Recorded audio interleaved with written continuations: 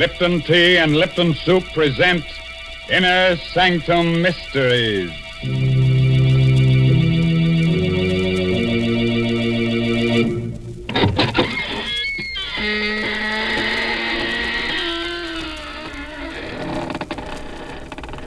Good evening, fiends.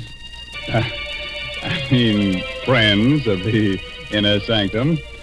This is Raymond, your host, inviting you through the squeaking door. Don't hesitate. Come right in. Oh, it's a bit dark. Careful, don't brush up against that skeleton. Oh, he's quite harmless, I assure you. He's only the skeleton in our closet come out for a bit of air.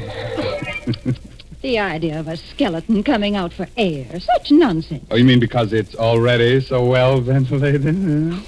Oh, how do you do, Mary Bennett? Hello, Mr. Raymond. Now, you tell me truthfully, is there a family skeleton in your closet? Oh, yes, indeed. And what's more, we make no bones about it. But I'd like to really get him out of the closet. I need space to store my Lipton's noodle soup. What a silly thing to say.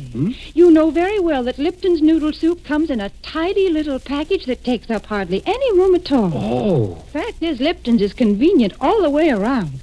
It takes hardly any time to make, costs less, and makes lots more than canned soups. And when it comes to flavor, nothing can beat Lipton's.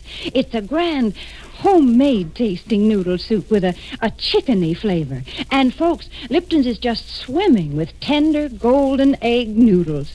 It's like I always say, you just don't know how good noodle soup can be till you've tried Lipton's. And like I always say, tonight, put a tight hat on your head so your hair won't rise. And get ready to listen to No Coffin for the Dead.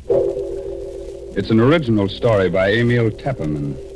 And our star tonight is that famous radio actor, Les Tremaine, who plays the part of Tom Archer. Along the swanky East River Drive, all is quiet, except for the footsteps of two men who hurry toward one of the many tall apartment houses.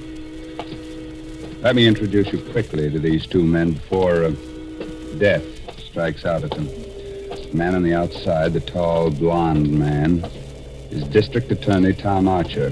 The other one, the lean, dark-haired fellow, is Tom Archer's assistant, John Frayne. Tom's really worried about something. I'll walk you to the door of your house, John. I don't like your being out alone this late at night.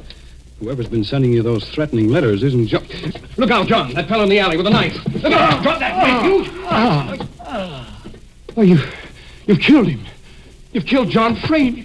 No! Keep back, you! No! With that knife, you don't! No! No, don't stab me! Well, the devil killed John Frayne. Stabbed me. I'll remember his face if I ever see him again. I'll remember.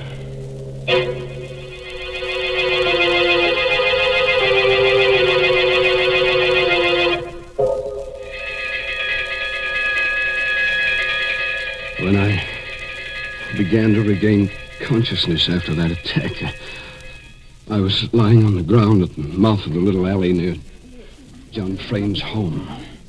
A fussy little ambulance intern had just finished working over me. There was a small crowd around me, and I glimpsed the face of Detective Inspector Lambert just behind the intern. There. Feel better now, Mr. Archer? How is he, Doc? I about got him fixed up, Inspector Lambert. I think he'll be all right. He's conscious now. Can I talk to him? Yeah, but better not move him for a few minutes till the shock wears off. How are you, Mr. Archer? Well, pretty good. I feel like a mummy with all these bandages. Yeah, both hands. What did they do? Jump you with knives? Oh, we were passing the alley. John and I... John? What happened to John Frayne? Speak up, Inspector. What happened to John? Now, take it easy, Mr. Archer. John's dead. They got him in the back. Right through the heart. Oh, merciful heaven. John? you get a look at the killers, Mr. Archer? Could you identify them? Well, there was only one man. He came out of the alley. He stabbed John, and then he swung at me. I didn't have time to go for my gun, so I caught the blade in my bare hands. He ripped the knife away and stabbed at me. I don't know how many times. 6 stab wounds, Mr. Archer. You're darn lucky none of them hit a vital spot. That was a brave thing, grabbing the knife with your bare hands. Probably saved your life. That's the mistake the killer made, leaving me alive. I've seen his face. I'll catch up with him, if it takes the rest of my life.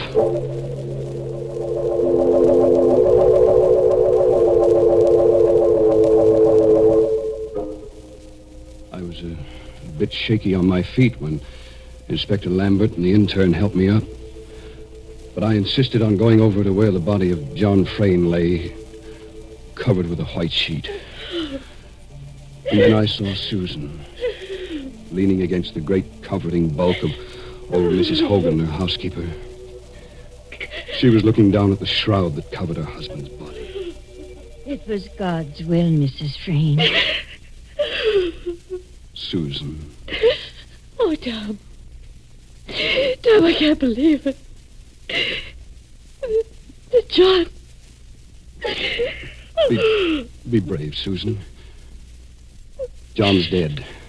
Nothing I can say will replace him. Have you any idea who the murderer is? I saw his face for a moment, that's all. But I'll recognize it again, I'm sure. Mr. Archer, here's something we found in the alley. What is it, Inspector? Looks like the charm off a watch fob. It's broken off. A charm? Well, You recognize it, Mrs. Frayne? Oh, no. No, it can't be. It can't be. no, of course not, Susan. There are hundreds of watch charms like this one. What is it, Mrs. Frayne? That watch charm. My younger brother, Peter, wears one just like it. Oh? Oh, nonsense, Lambert. You can buy those in any jewelry store. Besides, I saw the killer's face. It wasn't Pete. Mrs. Hogan, Yes, Mr. Archer? please take Mrs. Frayne upstairs now. That I'll do. Come along, darling. I'll see you later, Susan. Oh, please stay here, Tom. You're hurt. All those wounds. I'll be okay. Right now, I've got to go downtown with Inspector Lambert and look at pictures while that murderer's face is fresh in my mind.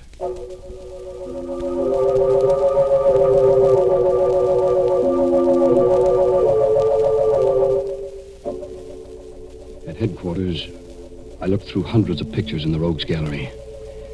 It was just 2 hours before I came upon the photograph. Lambert, this is our man. You're sure? I'm positive. I'll never forget that face. Turn it over. Let's see the name, quick. Right. Bart Hogan. Good heavens. Bart Hogan. That would be the son of old Mrs. Hogan, the Frayne housekeeper. Lambert and I both remembered the case of Bart Hogan. It went back 5 years before John Frayne had married Susan. Bart Hogan had lived with his mother, both working for Susan's father. One day, Bart Hogan had snatched up a kitchen knife and attacked Susan's father with mad fury. Only John's lucky arrival had saved the old man. John subdued Bart Hogan. The mad youngster had been committed to the state asylum for life.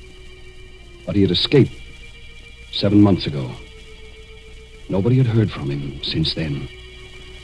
Until tonight. Great Scott. So that murderous kid has come back after all these years to get his revenge.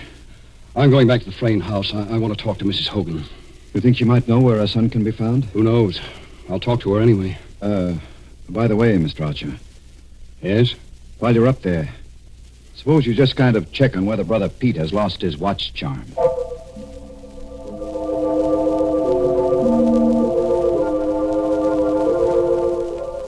The Fraynes occupied a top-floor duplex in the riverfront apartment house. I took the elevator up, and Mrs. Hogan admitted me. I'll take your hat and coat, Mr. Archer. Thank you. Mrs. Hogan, where's your son, Bart? Bart? Well, why'd you ask after Bart? Have you seen or heard from him since he escaped from the state asylum? What makes you ask that? Mrs. Hogan, There's reason to believe that the person who attacked us in the alley is your son, Bart. Oh, no, never say that, Mr. Archer. I'm afraid it's true. No, it couldn't be. I swear to you, it couldn't be Bart. Why not? I can't tell you why. But it wasn't Bart, I'm sure. What makes you so sure? You know where he's been hiding since his escape? You know where he is now? Heaven help me. If you know where he is, you must give him up. But he didn't do it. He didn't. Believe me, Mrs. Hogan, I understand how you feel. But it'd be far better for Bart to go back to the state asylum than to be hunted for this new crime. If he didn't do it. Mr. Archer, if I prove to you that Bart couldn't have done it, would you let him be? Not make him go back to the asylum? Well, I don't know what to say.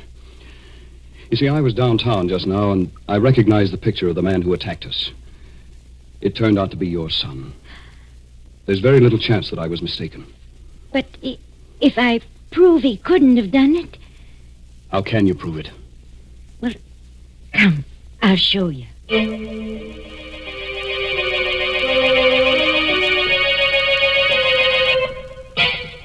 Her usually ruddy face was drained of blood as she led me up the stairs to the upper floor of the duplex, and then along the hall to her room. I always keep the door locked. Go inside, please. Well, I don't see anything in this room, Mrs. Hogan. Well, over here, please, the closet. Is that you, Ma? Is that you? It's all right, Bart, darling. I brought a good friend. Good heavens. You've been hiding him here in this closet? For 7 months now. When he escaped from the asylum, he came here. I cleared out the closet. It just holds the cot. He lies in there night and day. Where's he, Ma? Why'd you bring him? What's he want? Don't be afraid, Bart. Mr. Archer won't hurt you. He wants to ask you some questions. Bart, have you been out of this room tonight? Out? Me? Not a chance. He tells the truth, Mr. Archer. Here, I'll pull the blanket back and show you the proof. There. Look at his legs. He was shot in both legs when he escaped from the asylum. I couldn't get medical attention for him, and the wounds never healed properly. I see. You must believe me now, Mr. Archer. Bart couldn't be one who attacked you, because, well, he'll never be able to walk as long as he lives.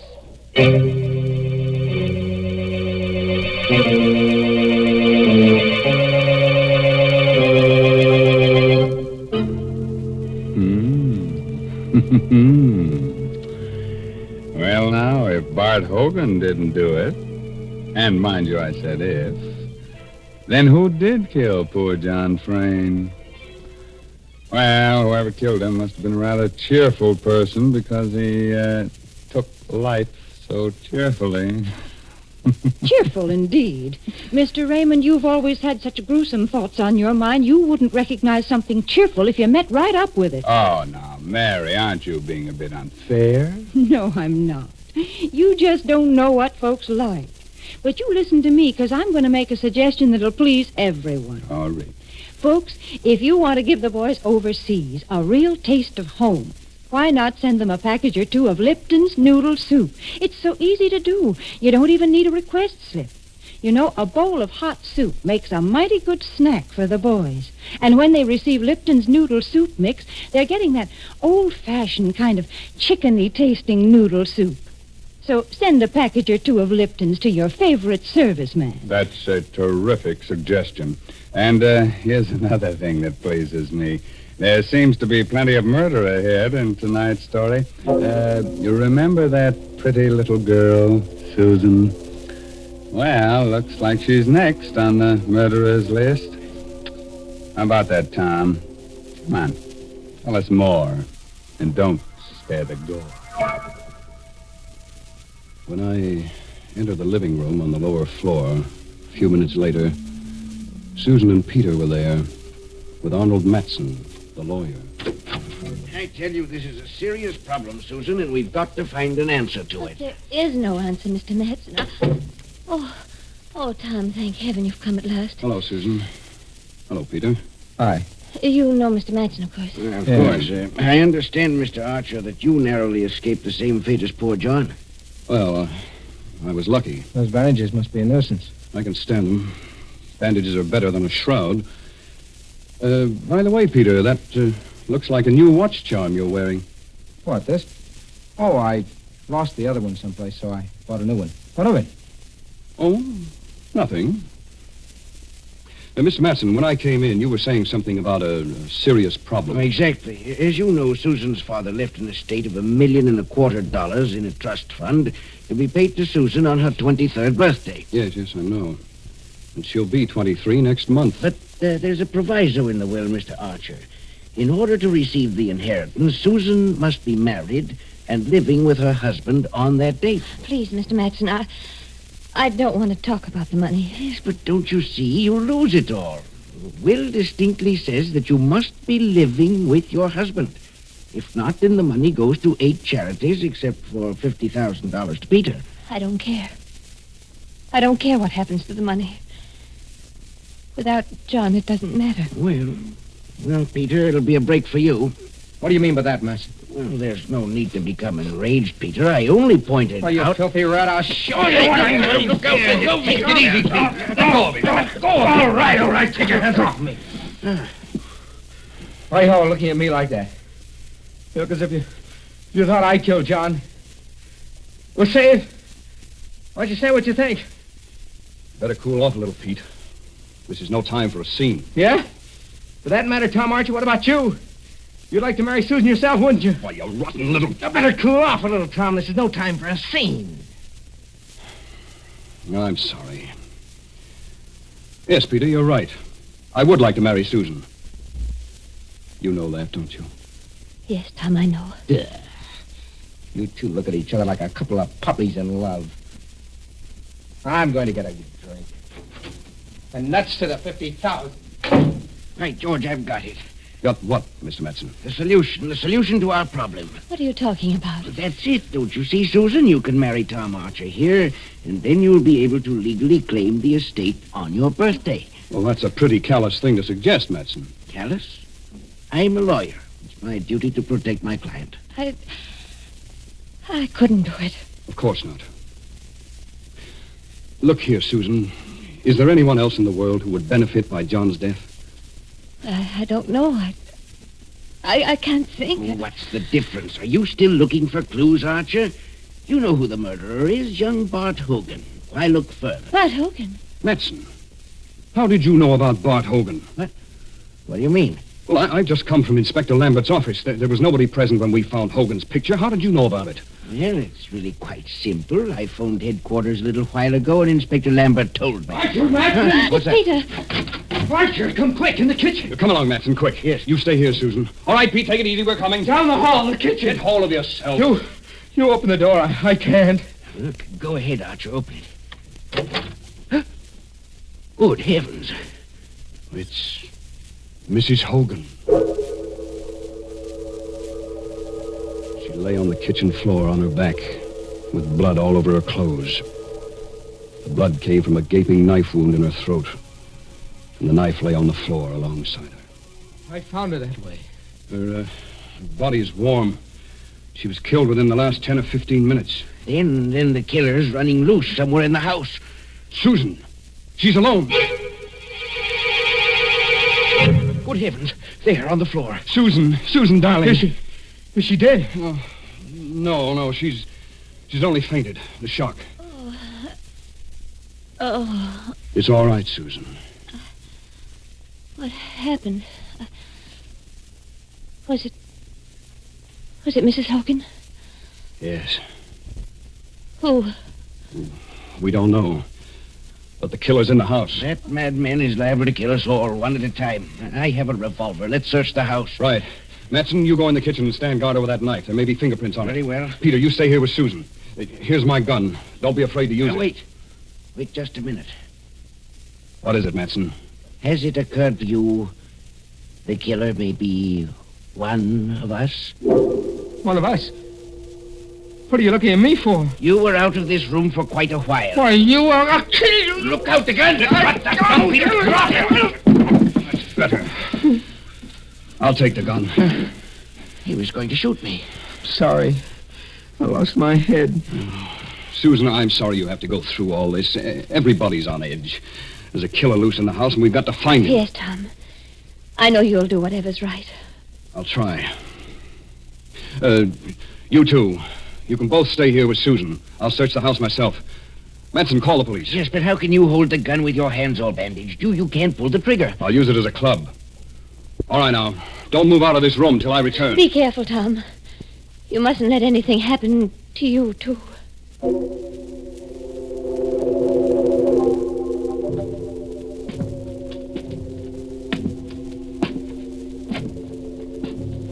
I went slowly up the stairs to the upper floor, gripping the gun by the barrel in my bandaged hand.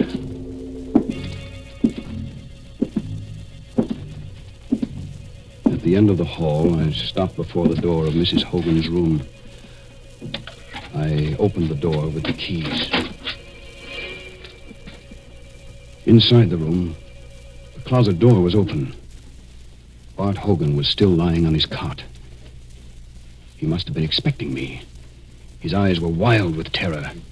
He had a long pencil clutched in his right hand, the only weapon he could find to use against me. His left fist was clutched into a tight ball. He watched me, stiff with fear, as I moved slowly toward him, across the room. Keep away from me. I had no time to waste on him. I swept aside the fist that clutched the pencil Help! and brought the revolver butt down hard on his forehead. I went over to the window, opened it. Then I went back to the bed and pulled the sheet, pulled it away, lifted him. His weak and withered legs dangled uselessly. I carried him over to the window, rested him against the sill. He opened his eyes. He was recovering from the blow. I didn't wait. I pushed hard. He went toppling out of the window.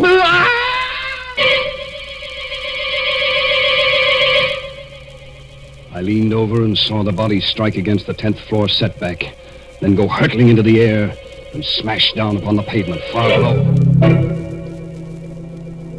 There wasn't enough of him left to perform an autopsy on. They'd never know his legs had been no good, that he hadn't been able to walk. Everything would be easy sailing from here on. Susan would marry me to save the estate. $1.25 million. Oh, I'd been clever enough. When I called out that fake warning at the mouth of the alley, I myself stabbed John in the back. Then I slashed myself up. They'd taken my story at face value, Lambert and the others. I'd guessed that Mrs. Hogan was hiding Bart, but just as a precaution, I'd stolen Peter's watch chain and dropped it at the scene of the crime in case I should need another suspect.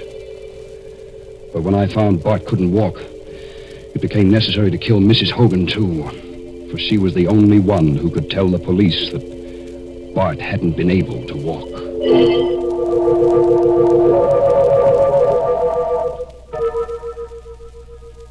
All I had to do now was go down and say I'd found Bart, we had fought, and he had fallen from the window. The perfect crime. I took one more last look down into the street, where a crowd had gathered around Bart's body. I was able to make out the figure of Inspector Lambert, bending over what was left of him. And I saw Lambert force something out of the clenched left fist of the dead body. In a flash, I remembered that feeble little pencil with which Bart had tried to defend himself. I pulled in my head from the window and glanced across to the closet. I saw it at once. A small white scratch pad. I rushed across the room and snatched up the pad. And there, on the topmost page, were the indentations of what Bart Hogan had written on the page, and then had torn off. I could read it clearly. I could almost imagine his terrified voicing of the frightened appeal as he wrote it. Archer was here. He means to kill me. He wants them to think I killed John Frayne. That I can't walk. I've got 2 bullets in my legs. For God's sake, save me. Bart had written that note, meaning to throw it out the window. But I'd come back too soon for him, and I had thrown it out of the window for him. I went back to the window and looked down. I saw Lambert peering up. Then he turned away and hurried toward the entrance of the building. He's coming for me. There's only one thing for me to do now. I've locked the door. It'll take time to break it down. In the meantime, I've taken the bandage off my right hand. I'm writing a full account of tonight's work. I gambled for a fortune, and I lost.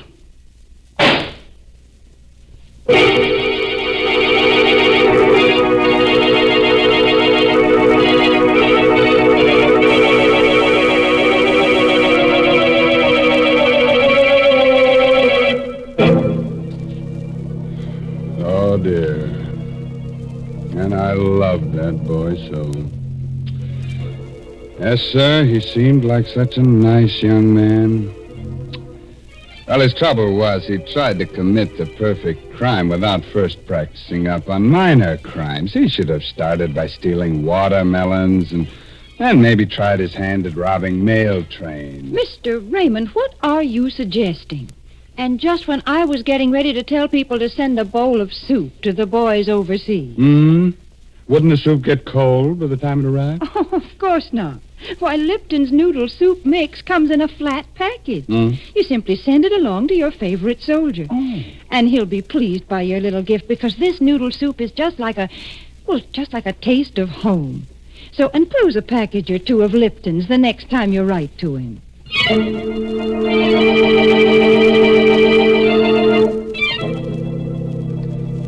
Oh, gosh, I'm sorry you have to go so soon. But drop in again next Tuesday for another little blood fest. You know, some people have to commit murders to get a kick out of life. Others get their satisfaction from listening to Inner Sanctum. But, word of advice.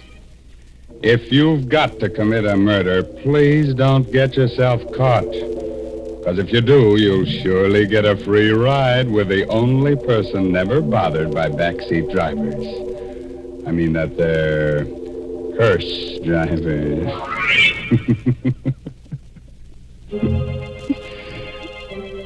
By the way, this month's Inner Sanctum mystery novel is A Time to Die by Hilda Lawrence.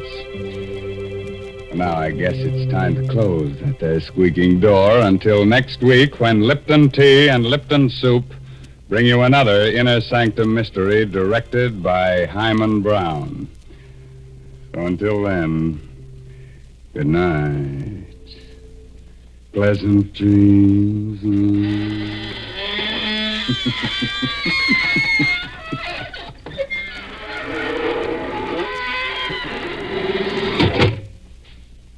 Folks, here we are outside the squeaking door. And I guess we're all pretty shaken up after hearing about those murders. But I know just the thing that'll put us back to normal again. It's Lipton tea. Yes, a cup of that brisk Lipton tea would do just fine. And did you notice that word brisk? B-R-I-S-K. It's a mighty important word in tea language. The tea experts always use it. It means that Lipton tea has a lively flavor. It's never wishy-washy. That's why most folks prefer Lipton's to any other kind. Now, don't forget, that's Lipton tea. And don't forget to tune in again next Tuesday night to Inner Sanctum. This is CBS, the Columbia Broadcasting System.